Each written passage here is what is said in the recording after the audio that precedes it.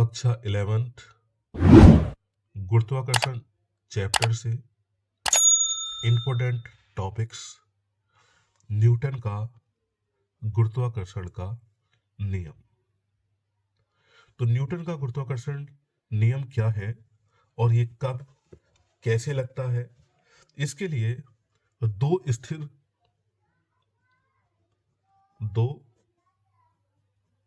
स्थिर कणों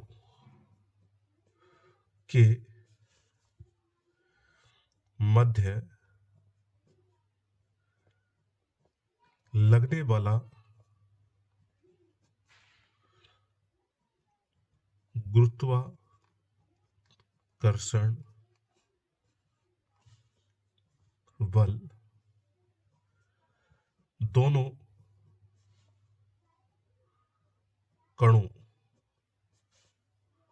के द्रव्यमानों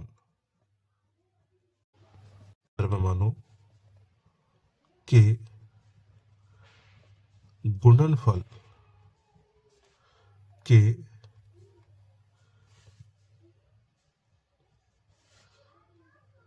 अनुक्रमानुपाती तथा उनके बीच की दूरी के वर्ग के द्युतक्रमानुपाती होता है। इस बल की दिशा दोनों कणों को मिलाने वाली रेखा के अनुदिश होती है। ये क्या है?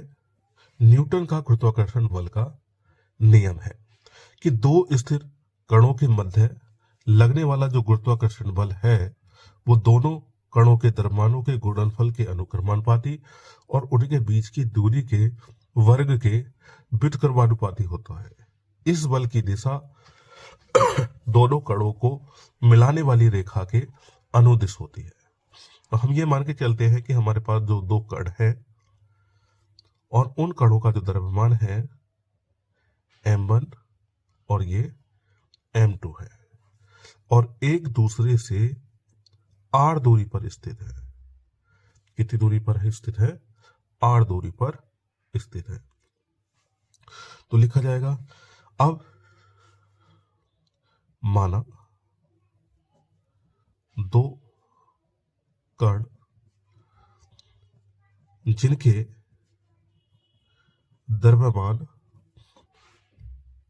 m1 व m2 है, जो एक दूसरे से r दूरी पर स्थित है। जो एक दूसरे से कितनी दूरी पर है? r दूरी पर स्थित है। दोनों कणों के मध्य लगने वाला गुरुत्वाकर्षण बल F। क्या बताया गया है कि दोनों द्रव्यमानों के गुणनफल के अनुक्रमानुपाती। तो पहली कंडीशन लिखी गई है कि हमारा जो फोर्स होगा वो दोनों द्रव्यमानों के गुणनफल के अनुक्रमानुपाती होगा, अर्थात m1 और ये m2। तो F अनुक्रमानुपाती m1 m2 नंबर समीकरण नंबर 1।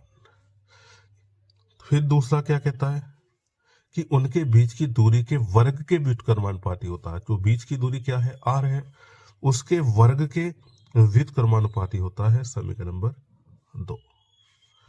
समीकरण 1 व 2 से, 1 व 2 से क्या होगा कि जो हमारे पास अनुक्रमानुपाती 1 और इनकी आपस में गुना होगी, वो बनेगा m1 m2 upon are square. अनुक्रमानुपाती चिन्ह हटाते हैं तो एक कांस्टेंट आता है, वो होता है कैपिटल जी, और ये होगा m1 m2 upon are square. तो ये न्यूटन का गुरुत्वाकर्षण का बल होगा, जहां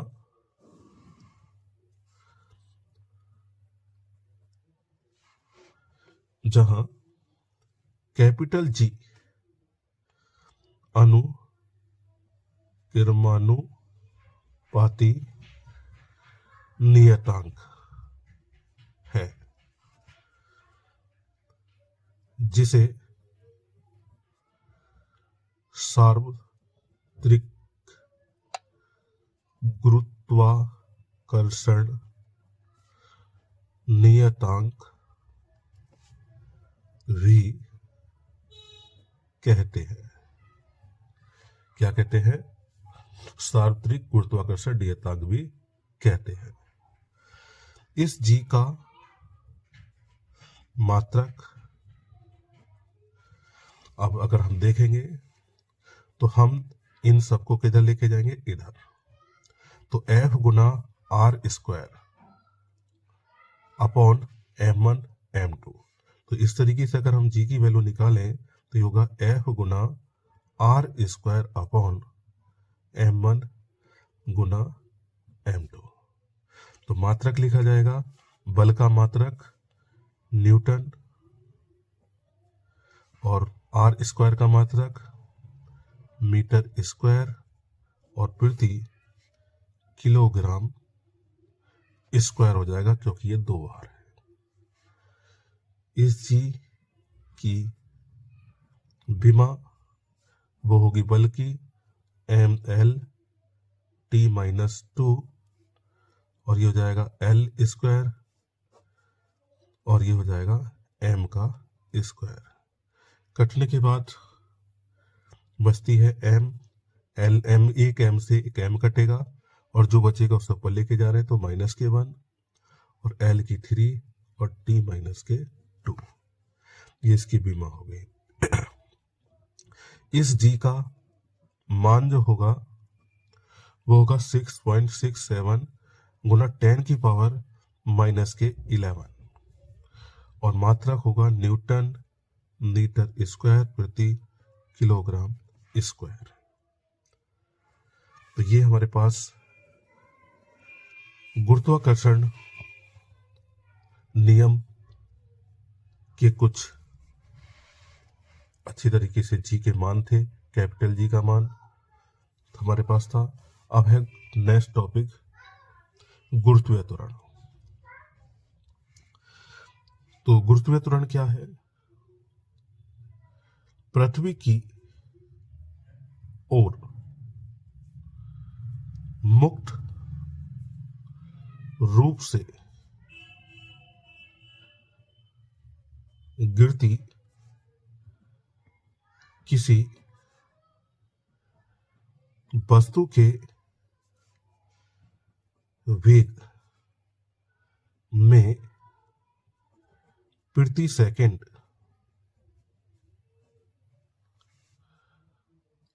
होने वाली, क्या होने वाली? वृद्धि को गुरुत्वीय त्वरण कहते हैं। इसे स्मॉल जी से प्रदर्शित करते हैं। इसे हम रिप्रेजेंट जो करते हैं वो स्मॉल जी से प्रदर्शित करते हैं। अब ये कह रहा है कि पृथ्वी, यदि कोई वस्तु मुक्त रूप से क्या हो रही है? नीचे की ओर गिर रही है,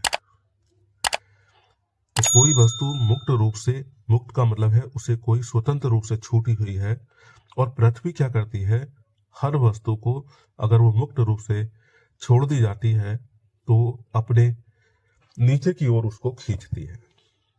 अब नीचे की ओर खींचती है तो उसकी जो वस्तु गिरती है उस वस्तु के वेग में प्रति सेकंड इसमें वेग में प्रति सेकंड क्या होती है, वृद्धि होती है। और इस वृद्धि को ही हम क्या बोलते हैं, गुरुत्वीय त्वरण बोलते हैं। इस गुरुत्वीय त्वरण का जो मात्रक होता है वो है हमारे पास मीटर प्रति सेकंड स्क्वायर। इसकी जो विमा है वो है m t माइनस के, इसकी विमा है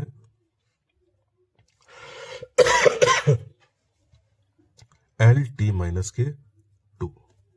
क्या है इसकी विमा, l t माइनस के 2।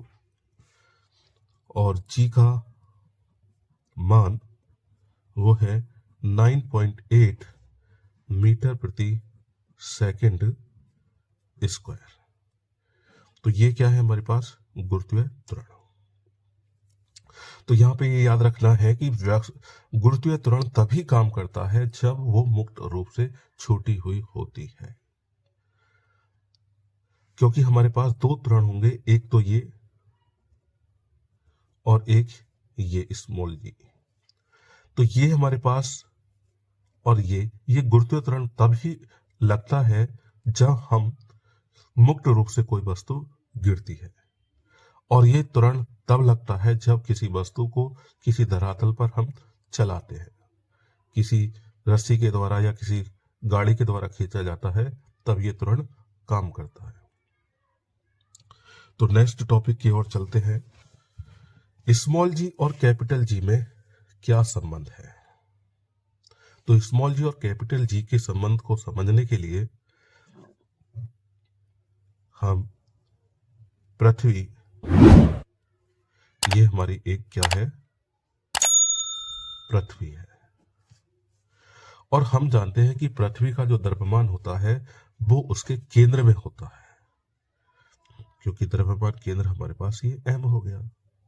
और इस पृथ्वी की जो त्रिज्या है वो है RE।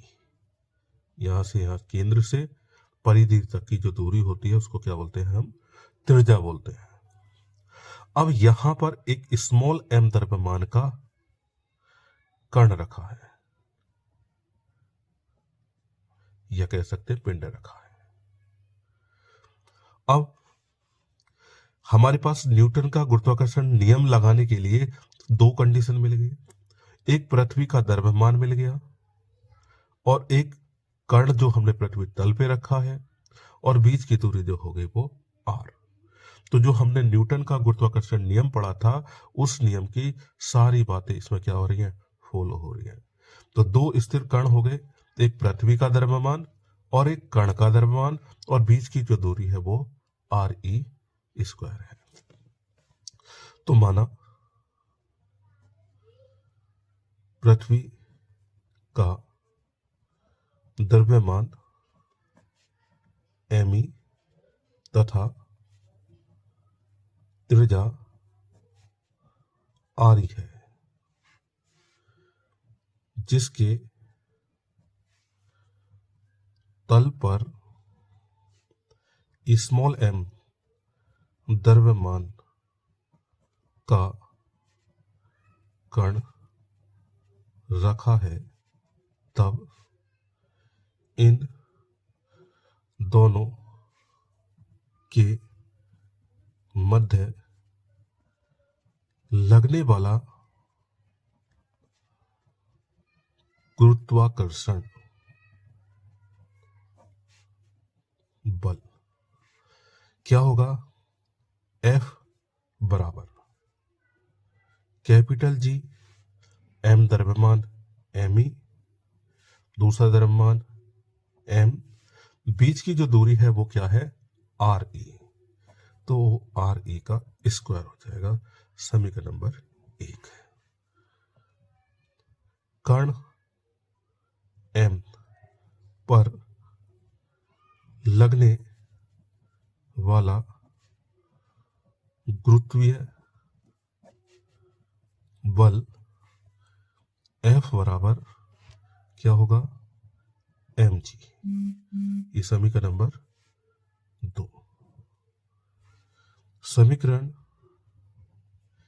1 व 2 से दोनों को इक्वल रखेंगे, ये बनेगा mg G M E m upon R E square, m से m कट जाएगा, g बराबर होगा capital G M E R E square. ये हमारे पास रिलेशन प्रूफ होकर हो जाएगा कैपिटल G और स्मॉल g में संबंध। ये कैपिटल G है और ये स्मॉल g पे है, इन दोनों में जो संबंध होगा वो इतना होने वाला है। चलते हैं नेक्स्ट टॉपिक की ओर। पृथ्वी के द्रव्यमान तथा घनत्व की गणना। स्मॉल g तथा कैपिटल G के संबंध से तो g बराबर होता है capital G M E upon R E square. Cross गुना करेंगे और एम ई का मान निकालेंगे तो G R E square upon capital G। जो पृथ्वी तल है, पृथ्वी तल पर वैल्यू हमारी बहुत सारी फिक्स होती है। जैसे स्मॉल g का जो मान होता है वो 9.8 मीटर प्रति सेकंड होता है, और जो पृथ्वी की त्रिज्या है पृथ्वी तल की वो है 6.37 गुना 10 की पावर 6 मीटर। और जो कैपिटल G है उसका मान है 6.67 गुना 10 की पावर -11, और इसका मात्रक होगा न्यूटन मीटर स्क्वायर प्रति किलोग्राम स्क्वायर। जब ये मान इसमें रखेंगे तो हमारे पास एम ई बराबर होगा जी की वैल्यू 9.8, आर की वैल्यू 6.37 गुना 10 की पावर 6, उसका होगा स्क्वायर अपॉन 6.67 गुना 10 की पावर -11। जब हम इसको कैलकुलेट करते हैं तो इसका उत्तर आता है 6.0 गुना 10 की पावर 24 किलोग्राम। तो ये पृथ्वी का क्या होता है, द्रव्यमान होता है। तो पृथ्वी तल पर अगर कोई वस्तु है वहां पर हम पृथ्वी का द्रव्यमान पता करना है तो 6 गुना 10 की पावर 24 होगा। अब घनत्व हम जानते हैं कि घनत्व बराबर होता है द्रव्यमान बटे आयतन। क्या होता है, घनत्व बराबर द्रव्यमान बटे आयतन। जो हमारे पास घनत्व है वो है d, और पृथ्वी का द्रव्यमान m, और जो आयतन है पृथ्वी गोल मानी गई है और वो है 4/3 पाई आर ई की क्यूब, क्योंकि हमने पृथ्वी कैसी मानी है, गोल। तो इसका आयतन निकालेंगे गोले का तो होता है 4/3 पाई आर की क्यूब। अब इनके 3 ऊपर पहुंच जाएगा तो 3m e, और ये हो जाएगा 4 पाई आर ई की पावर 3। जब हम इसमें वैल्यू रखेंगे तो 3 गुना m का मान अभी निकाला था हमने, 6 गुना 10 की पावर 24 अपॉन 4 गुना 3.14, और r की जो वैल्यू है वो है 6.37 गुना 10 की पावर 6, और उसकी हो जाएगी क्यूब। जब हम इसको कैलकुलेट करेंगे तो इसका जो घनत्व आएगा 5.5 गुना 10 की पावर 3 किलोग्राम प्रति मीटर की घात 3। इसी तरीके की वीडियो प्राप्त करने के लिए चैनल को सब्सक्राइब करें